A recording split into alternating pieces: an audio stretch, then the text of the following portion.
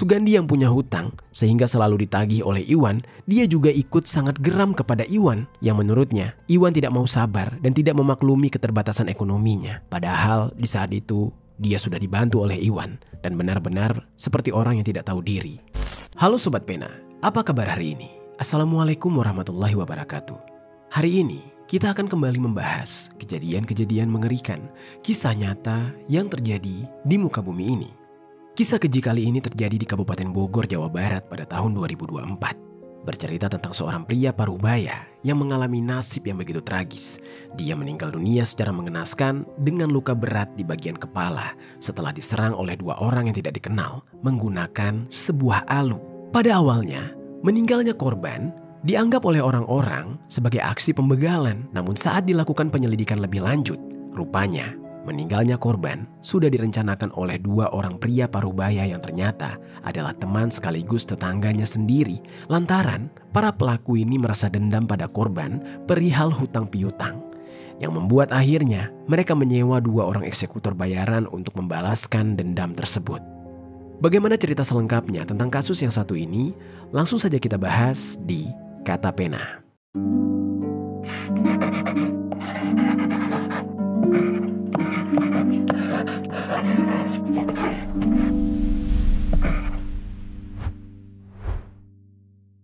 Gara-gara utang piutang sebesar 8 juta rupiah, seorang pria di Bogor, Jawa Barat menyewa bayaran untuk menghabisi korbannya.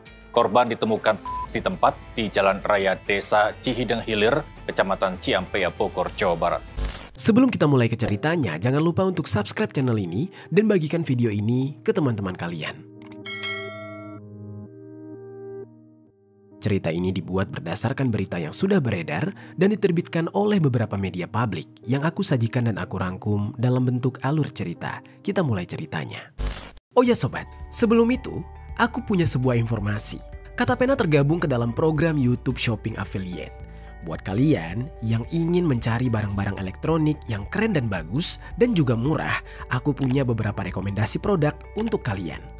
Kalau kalian tertarik, langsung saja cek link produk di pojok kiri bawah untuk pembeliannya. Jadi sobat, di Kabupaten Bogor, Jawa Barat, tepatnya di Kampung Cihideng Ilir, Desa Cihideng Ilir, Kecamatan Ciampea, ada seorang pria parubaya yang saat itu usianya sudah 58 tahun. Namanya Iwan Irawan atau yang akrab disapa Iwan oleh orang-orang di lingkungan sekitarnya. Iwan adalah seorang pria yang sudah menikah dan memiliki keturunan. Namun informasi mengenai keluarganya, terutama tentang istrinya, serta berapa orang anaknya, tidak banyak dijelaskan di media. Diketahui bahwa salah satu keturunannya bernama Riri Anggreyeni. Dia adalah seorang perempuan yang saat ini sudah bekerja dan meniti karirnya sendiri. Sebagai seorang ayah, Iwan ini dikenal sebagai sosok yang penuh kasih sayang dan selalu berusaha siaga untuk membantu dan melindungi. Sosoknya tersebut pun menjadikan dia sebagai salah satu yang dihormati di lingkungan sekitarnya. Terlebih, Iwan juga dikenal sebagai sosok yang dermawan. Iwan kerap sekali suka membantu orang-orang di sekitarnya. Salah satu yang dibantu oleh Iwan di saat itu adalah temannya sendiri yang masih tinggal bertetangga dengannya alias satu wilayah dengannya di Kampung Cihideng Ilir, Desa Cihideng Ilir, Kecamatan Ciampea, Kabupaten Bogor. Temannya tersebut bernama Sugandi yang usianya hanya terpaut 1 tahun saja lebih muda dari Iwan, yaitu 57 tahun. Sugandi ini juga sudah berkeluarga, namun diketahui Sugandi memiliki kehidupan yang tidak mudah. Dia hidup di dalam keterbatasan ekonomi yang membuat dia harus menghadapi berbagai tantangan dan tekanan hidup setiap harinya. Hingga tibalah pada suatu hari, Sugandi yang memiliki keterbatasan ekonomi tiba-tiba harus dihadapkan dengan sebuah masalah. Entah apa masalahnya di saat itu, namun yang jelas saat itu Sugandi membutuhkan uang yang sangat banyak, yaitu sebesar 8 juta rupiah. Di tengah rasa frustasinya, Sugandi merasa bahwa satu-satunya orang yang bisa membantunya untuk keluar dari kesulitan tersebut adalah teman sekaligus tetangganya sendiri yang bernama Iwan. Hubungan mereka yang di saat itu sudah terjalin cukup lama membuat Sugandi merasa nyaman untuk meminta bantuan kepada Iwan. Dan dengan penuh harapan, Sugandi pun datang ke Iwan untuk meminjam uang sebesar 8 juta rupiah tersebut. Dengan segala kerendahan hati, dia meminta agar Iwan bersedia meminjamkan uang tersebut kepadanya. Menyadari situasi yang dialami oleh temannya, Iwan dengan hati yang lapang bersedia membantu Sugandi dan memberikan pinjaman sebesar yang dia minta. Namun, meski keduanya memiliki hubungan yang cukup dekat sebagai teman sekaligus tetangga, Iwan tetap menekankan bahwa hutang adalah tanggung jawab yang harus dipenuhi. Iwan berharap Sugandi dapat bertanggung jawab untuk segera melunasi pinjaman tersebut, dan Sugandi pun di saat itu sepakat dengan hal tersebut. Lalu sobat, entah sejak kapan tiba-tiba Sugandi meminjam uang kepada Iwan. Namun yang jelas seiring berjalannya waktu, Iwan mulai merasakan dirinya cukup resah karena tak juga dia mendapati itikat baik dari Sugandi untuk melunasi hutang itu. Sehingga Iwan lama-kelamaan mulai geram dan menagih uang 8 juta yang dipinjam oleh Sugandi. Namun sobat, rupanya Sugandi saat itu belum punya uang untuk membayarkan hutangnya kepada Iwan. Pada mulanya, Iwan masih memakluminya. Namun, lama-kelamaan, setiap ditagih, Iwan selalu saja berdalih belum bisa membayar hutangnya dan membuat Iwan jadi benar-benar habis kesabaran kepada temannya tersebut. Lalu di sisi lain, tak cuma Iwan yang merasa geram yang sudah memberikan pinjaman kepadanya. Namun anehnya, Sugandi yang punya hutang sehingga selalu ditagih oleh Iwan, dia juga ikut sangat geram kepada Iwan yang menurutnya Iwan tidak mau sabar dan tidak memaklumi keterbatasan ekonominya. Padahal di saat itu dia sudah dibantu oleh Iwan dan benar-benar seperti orang yang tidak tahu diri. Pada akhirnya, masalah hutang piutang tersebut membuat pertemanan mereka jadi merenggang dan sudah tidak ada rasa segan lagi. Bahkan malah jadi saling menyudutkan. Yang mana pada saat itu membuat Sugandi sangat merasa dendam dan seiring berjalannya waktu, dendamnya tersebut kian membesar terhadap Iwan. Sugandi di saat itu tidak dapat lagi menahan dendamnya yang kian membara. Dan dia mulai berencana ingin memberikan pelajaran berharga terhadap Iwan. Sebuah pelajaran berharga yang tentunya dapat melampiaskan segala emosinya. Yang tidak lain adalah Sugandi ingin Iwan membayarnya dengan nyawa, alias harus dihabisi. Dan untuk melancarkan rencana tersebut, Sugandi sebenarnya pada awalnya dipenuhi dengan keraguan untuk melakukan aksi keji tersebut sendirian. Namun dia tetap ingin menghabisi nyawa Iwan. Lalu kemudian dia memutuskan untuk menyewa 2 eksekutor bayaran yang bernama Ajum, seorang pria berusia 37 tahun, dan juga Rian, yaitu seorang pria yang berusia 28 tahun. Mengenai latar belakang keduanya tidak dijelaskan secara detail di media manapun, namun diketahui bahwa Ajum sudah berkeluarga dan bahkan sudah memiliki 2 orang istri. Hubungan kedua orang ini dengan Sugandi diketahui merupakan teman, namun informasi mengenai hubungan lainnya tidak dijelaskan. Singkat cerita, pada awal September, mereka pun bertemu untuk membicarakan mengenai rencana Sugandi tersebut di sebuah tempat pemancingan. Saat itu, Sugandi menjanjikan kepada keduanya dengan memberikan uang masing-masing 6 juta rupiah, sehingga keduanya setuju untuk membantu Sugandi. Namun sobat, ternyata uang yang dijanjikan kepada mereka hanyalah sekedar alasan agar Ajum dan Rian bersedia untuk membantu Sugandi menjalankan rencana jahatnya terhadap Iwan.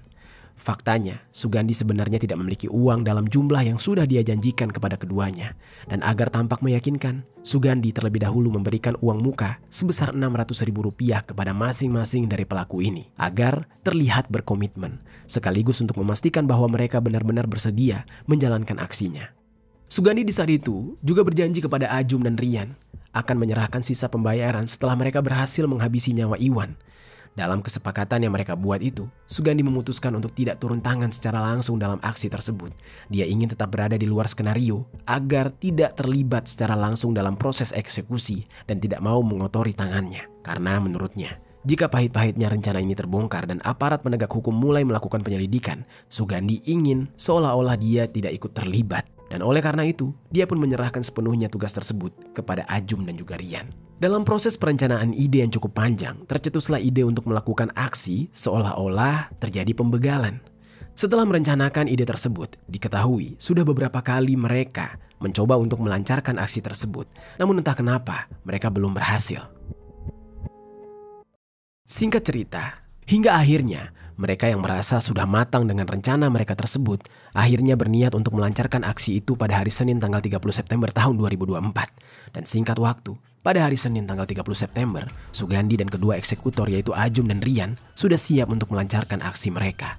Sugandi di saat itu menyiapkan sebuah alu atau semacam kayu untuk menumbuk padi sepanjang 80 cm dan kemudian memberikannya kepada Ajum dan Rian sebagai alat untuk menghabisi nyawa Iwan. Sugandi juga di saat itu mengajak Ajum dan Rian untuk bersembunyi di dekat rumah Iwan. Mereka saat itu pun menunggu sampai Sugandi keluar rumah hingga mereka bisa melancarkan aksi tersebut. Dan setelah lama menunggu, setelah pukul 12:30 dini hari, Iwan terlihat keluar rumah dengan menggunakan sepeda motor. Karena memang di saat itu, Iwan yang merupakan sosok ayah yang siaga hendak menjemput putrinya yaitu Riri Anggreni untuk pulang kerja shift 3 pada pukul 1 dini hari.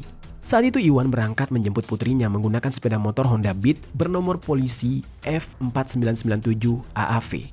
Ketika melihat Iwan muncul, Sugandi dengan cepat langsung memberitahu kepada Ajum dan juga Rian bahwa target mereka sudah muncul sambil menunjuk ke arah Iwan untuk memastikan kedua eksekutor bayaran tersebut mengetahui siapa targetnya. Lalu kemudian setelah itu, Sugandi langsung memberikan kode untuk segera melancarkan aksi mereka. Ajum dan Rian pun kemudian bergegas menghampiri Iwan dengan berboncengan menggunakan motor Yamaha Mio J berwarna putih dengan nomor polisi B3256 KZX, di mana saat itu posisinya Rian yang membawa motor dan Ajum yang membawa alu, dan mereka bersiap untuk menyerang Iwan.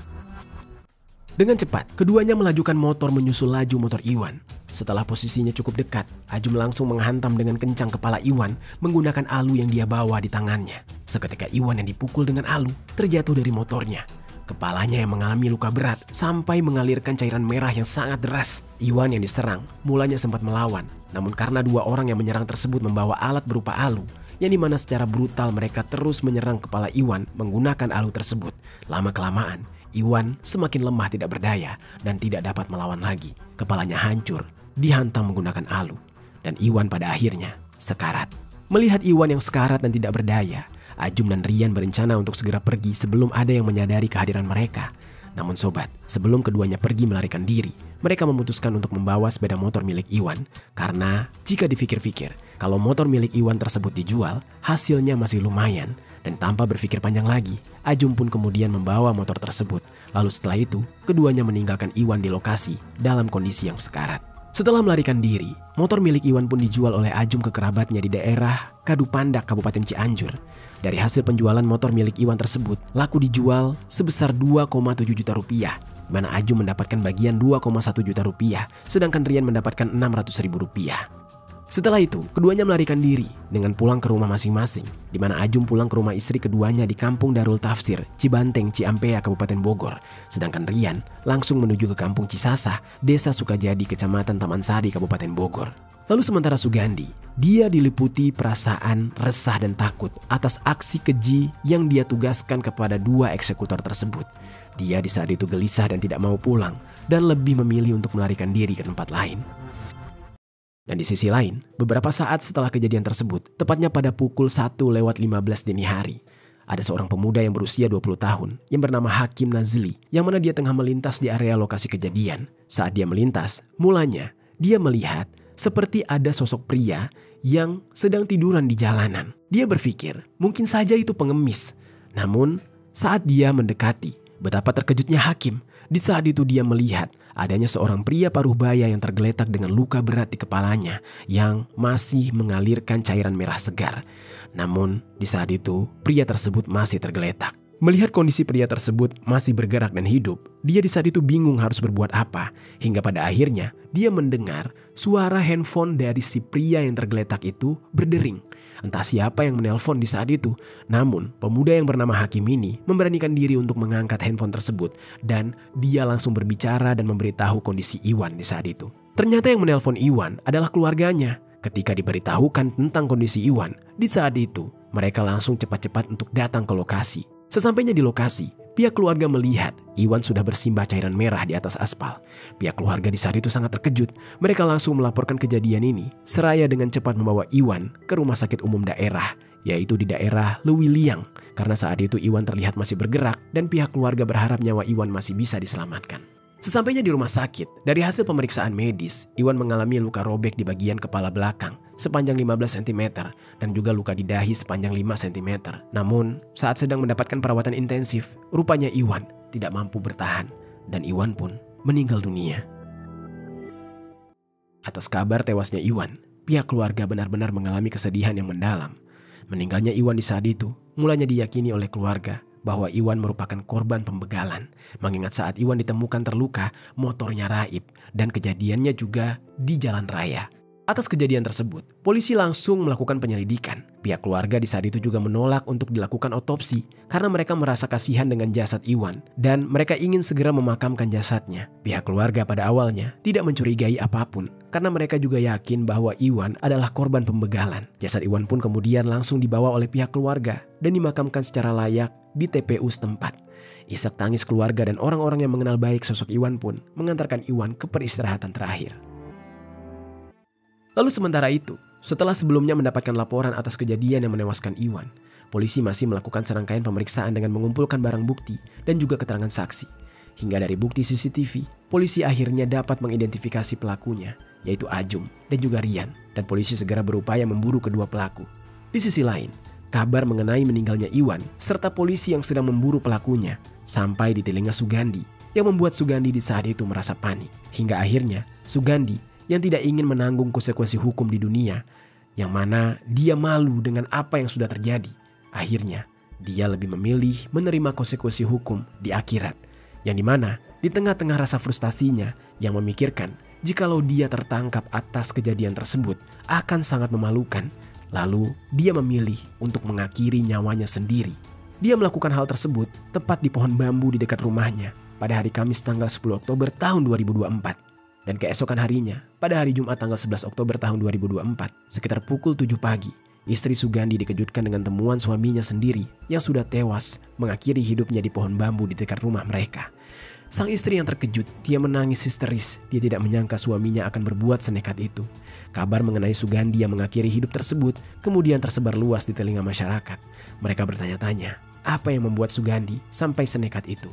Rasanya saat itu, lingkungan tersebut tengah dipenuhi dengan duka dan keterkejutan karena kejadian tragis yang menimpa mereka. Belum lama setelah Iwan meninggal dunia akibat diduga menjadi korban begal, kabar duka kembali datang dengan meninggalnya Sugandi yang diketahui mengakhiri hidupnya sendiri. Singkat cerita, waktu pun terus berlalu. Beberapa minggu kemudian, polisi mulai melakukan pengejaran terhadap pelaku yang menewaskan Iwan. Tepatnya pada hari Senin tanggal 21 Oktober tahun 2024, sekitar pukul 9 pagi.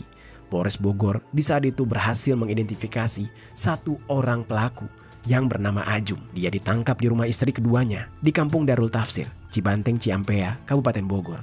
Dan keesokan harinya pada Selasa tanggal 22 Oktober tahun 2024, sekitar pukul 4 dini hari, Rian, salah satu pelaku lain, juga berhasil ditangkap di Kampung Cisasah, Desa Sukajadi, Kecamatan Taman Sari, Kabupaten Bogor. Bersamaan dengan ditangkapnya kedua pelaku, polisi mengamankan sejumlah barang bukti yang diantaranya helm, sandal, alat tumbuk kayu yang digunakan untuk menyerang korban, serta sepeda motor yang digunakan oleh tersangka saat melakukan aksi.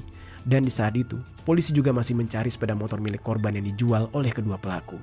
Di saat yang bersamaan, keduanya diamankan. Kemudian mereka mengakui segala perbuatannya. Namun mereka mengaku jika hal itu mereka lakukan karena disuruh oleh orang lain, yaitu Sugandi. Di mana mereka mengaku kalau Sugandi meminta bantuan mereka berdua dan dijanjikan akan dibayar 6 juta rupiah untuk mengakhiri nyawa Iwan karena Sugandi memiliki dendam terhadap Iwan yang terus mendesaknya untuk membayar hutang. Atas keterangan kedua pelaku, polisi cukup terkejut karena otak pelaku tersebut yaitu Sugandi sebelumnya telah dilaporkan tewas mengakhiri hidupnya pada tanggal 11 Oktober tahun 2024 lalu. Karena Sugandi sudah meninggal dunia, kini Ajum dan Rian lah yang harus bertanggung jawab atas perbuatan mereka terhadap Iwan. Keduanya pun dijerat dengan sejumlah pasal, di antara lain 340 KUHP tentang penghilangan nyawa berencana, pasal 338 KUHP tentang penghilangan nyawa, dan pasal 365 ayat 3 KUHP tentang pencurian dengan kekerasan yang menyebabkan kematian. Ancaman hukuman bagi pelaku adalah hukuman mati. Itu dia sobat, kisah yang sangat mengerikan yang harus dialami oleh Iwan atas permasalahan hutang piutang yang membuat dia harus berakhir tragis di tangan dua orang pelaku yang disuruh oleh kenalannya sendiri yang bernama Sugandi. Apa pelajaran yang bisa kita ambil dari kisah ini?